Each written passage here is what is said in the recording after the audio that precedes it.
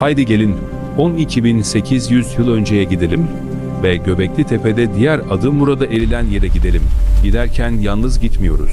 Yanımızda yapay zeka var, bölgeyi analiz etmede ortaya çıkan resimler 3 boyutlu kabartmaları analiz etmesini isteyeceğiz. Burada erilen yer ne demek? Sizin de kulağınıza ilginç geliyor mu? Burası bir toplanma yeri miydi? İletişim kurulan bir yer miydi? Kimle ve ne ile ilişki kuruluyordu?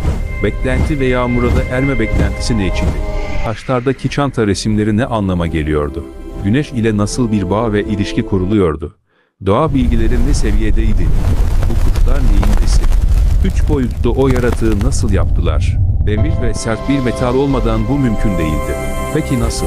Kimdi bu insanlar? Günümüze yakın derecede yapılan tilki resmi. 3 boyutlu bu yaratık peki nasıl ve kazındı?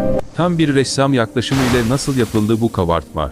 Aslan heykeli, öküz ve türü çok da belli olmayan kuş benzeri yaratıklar yapıldığına göre o insanlar bunları yaşadığı o bölgede görüyorlardı demek.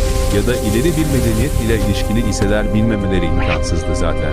Yapay zekanın bu sahneleri canlandırmaya başlaması bizleri daha çok heyecanlandırmaya başladı doğrusu.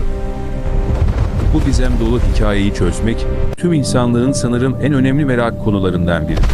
Çünkü bu konuyu tam manasıyla çözersek insanlığın geçmişini öğreneceğiz ve hayatın, yaşamın, insanlık tarihinin o gizemli taraflarına çok büyük bir ışık tutulacaktır.